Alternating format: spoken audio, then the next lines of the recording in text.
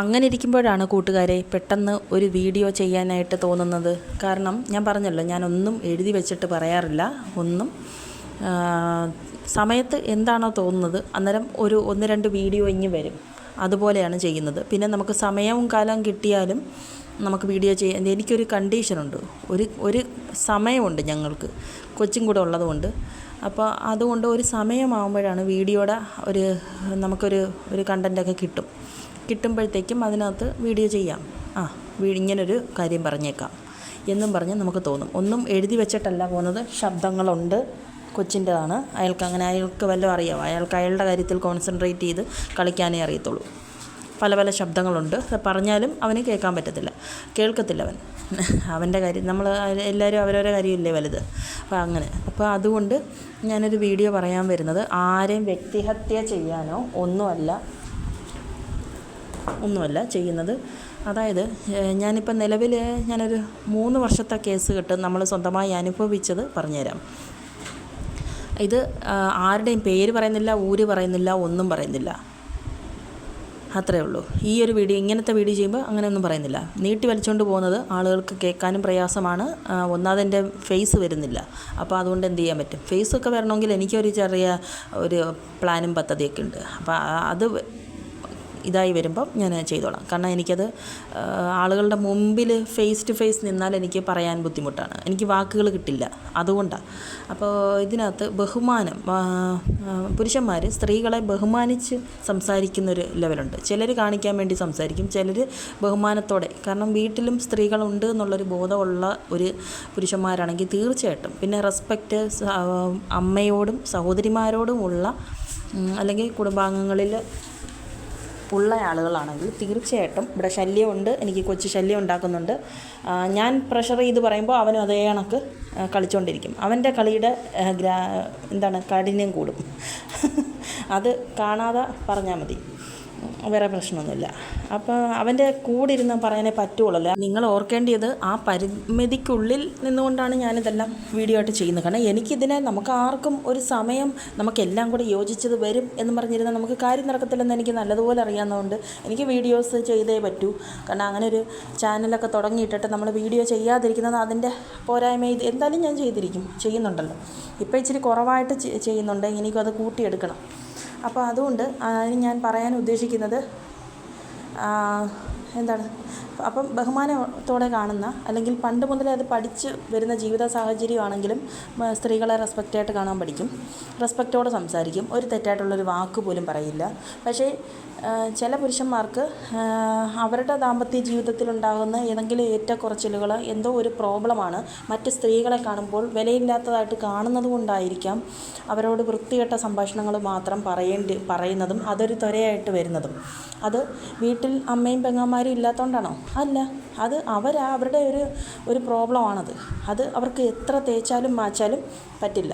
പക്ഷേ അതിനെ ഇങ്ങനെയുള്ള പുരുഷന്മാർ ഇതിനെ അംഗീകരിച്ചു കൊടുത്ത് സംസാരിക്കുന്ന പെണ്ണുങ്ങളോട് അതേ രീതിയിൽ തന്നെ അങ്ങ് പോകും. പക്ഷേ അവന്മാർക്ക് ആ പെണ്ണുങ്ങളോട് യാതൊരു റെസ്പെക്റ്റോ ഒന്നുമില്ല. അതിനെ ഈ ചരക്കായിട്ട് കണ്ടിരിക്കുന്നു എന്ന് പറയത്തില്ലേ, അതേ കണക്കൊക്കെയാണ്. ഞാൻ എല്ലാം ഓപ്പണായിട്ട് പറയുന്നതാണ്.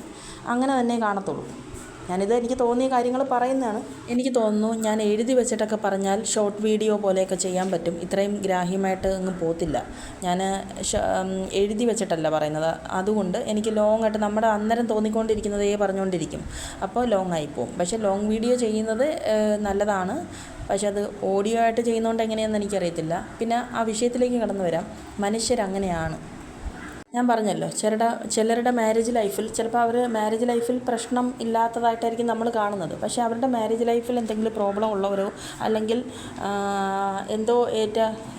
ഇതിൻ്റെ ബേസിക്കിൽ വന്ന ഒരു പ്രശ്നത്തിൻ്റെ അടിസ്ഥാനത്തിലും ഇങ്ങനെ സംസാരിക്കാൻ ഇടയുണ്ട്. അവരറിയാതെ സംസാരിക്കുന്നതാണ്, അവരുടെ വായിൽ വന്നു പോകുന്നതാണ്, അല്ലെങ്കിൽ അവർ ത്വരയിലങ്ങ് വരുന്നു എന്നുള്ളതാണ്. പക്ഷേ ഇതിനെ ഒന്ന് ചേർത്ത് നോക്കൂ. ആ സ്ത്രീകളെ അവരാദ്യം ഭയങ്കരമായിട്ട് ദേഷ്യം വരും. വിചാരിച്ചാൽ ചിലർ ദേഷിക്കും, ചിലർ നമ്മളങ്ങോട്ട് ദേഷ്യപ്പെടുമ്പോഴേ ചിലർ ദേഷിക്കും. ഞാൻ പറഞ്ഞത് വിവാഹിതരായവരുടെ കാര്യം, അന്യ പുരുഷന്മാർ സംസാരിക്കുന്ന കാര്യമാണ് പറഞ്ഞത്.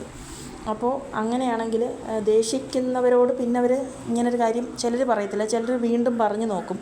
അങ്ങനെയാകുമ്പം അവരോട് ആദ്യം ദേഷ്യം തോന്നിയാലും പിന്നെ അവരെ നല്ലൊരു സ്ത്രീയായിട്ട് ഇവരങ്ങ് പ്രഖ്യാപിച്ചോളും. അപ്പോൾ നിങ്ങളൊരു നല്ല സ്ത്രീയാണ്, നിങ്ങൾ അന്ന് അങ്ങനെയൊക്കെ പറഞ്ഞപ്പോൾ നിങ്ങൾ പ്രതികരിച്ചില്ലല്ലോ അതിന്, കാരണം നിങ്ങൾ അതിനെ അവോയ്ഡ് ചെയ്ത് കളഞ്ഞൊരു സ്ത്രീയാണ്. പിന്നെ അവരുടെ അവന്മാരുടെയൊന്നും സർട്ടിഫിക്കറ്റ് നമുക്ക് ആവശ്യവും ഇല്ലല്ലോ, അതുകൊണ്ട് നമ്മളത് കളഞ്ഞേക്കും. അതിൽ ചില പുരുഷന്മാരുടെ കാര്യം പറയുന്നതാണ്. അതുപോലെ തന്നെ ഈ ലോകത്ത് ഈ പീഡനങ്ങളും അതും ഇതൊക്കെ കൂടി വരുന്നത് അതിനെ അടക്കാൻ ആൾക്കാരില്ലാത്തതുകൊണ്ടായിരിക്കും. കാരണം അവർക്ക് വേറെ ജോലികളല്ലേ ഒരുപാടുള്ളത്, അതുകൊണ്ട് ആയിരിക്കും ഇതൊക്കെ കൂടി വരുന്നത്. ഇങ്ങനെയുള്ളവന്മാർക്ക് വീട്ടിൽ അമ്മയും പെങ്ങന്മാരും ഒന്നും ഇല്ലേന്ന് ചോദിച്ച് കമൻ്റൊക്കെ നമ്മളെപ്പോലുള്ളവർക്ക് ഇടാനേ പറ്റും. അവർ പഠിച്ചതേ പാടുമെന്ന് കേട്ടിട്ടില്ലേ, അതുപോലെ. പക്ഷേ നല്ല പുരുഷന്മാരുണ്ട്, റെസ്പെക്റ്റോടെ സംസാരിച്ച പുരുഷന്മാരെ നമുക്ക് മനസ്സിലാവും, നമുക്കറിയാം അത്രയ്ക്കും. കാരണം അവരുടെ വീട്ടിൽ നിന്നുള്ള ഇതല്ലേ അവർ കാണിക്കും, എനിക്കറിയാം. അതല്ലാത്തവരുടെ കാര്യമാണ് നമ്മൾ പറഞ്ഞത്. അപ്പം ഇങ്ങനൊരു വീഡിയോ ഞാൻ ചെയ്യുമ്പോൾ അങ്ങനെ ഉണ്ടായിരിക്കുന്ന പുരുഷന്മാർക്ക് ചിലപ്പോൾ ഒരു ദേഷ്യവും നമ്മളെ തറ പറ്റിക്കാനും അവർ നോക്കട്ടെ, കുഴപ്പമില്ലല്ലോ, നമ്മൾ ഉള്ളതാണ് പറഞ്ഞത്. കാരണം നമുക്കങ്ങനെ ഒരു വ്യക്തിയോട് അങ്ങനെ തോന്നാറില്ല.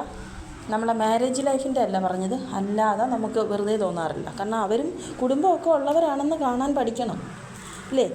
പക്ഷേ ഇങ്ങനെയുള്ള വ്യക്തികൾ പുറമേ ഭയങ്കര അഭ്യാസവും ഭയങ്കര നല്ല ആൾക്കാരായിട്ടൊക്കെ കാണിക്കും. പക്ഷേ അല്ല, ഇങ്ങനെ ഒരു സത്യാവസ്ഥ നമ്മൾ അറിഞ്ഞിരിക്കുന്നത് നല്ലതാണ്. കാരണം ചില സ്ത്രീകൾ ഇതറിയാതെ കൊച്ചു പിള്ളേർ ഉൾപ്പെടെയുള്ളവർ ഇങ്ങനെയുള്ളവരോട് സംസാരിച്ച് ഇതൊക്കെ വേറെ കേസുകെട്ടിലേക്ക് പോകുന്നത്. അതുകൊണ്ടാണ് ഇത് എല്ലാവരെയും ബോധ്യപ്പെടുത്തലിന് വേണ്ടി പറഞ്ഞതാണ്.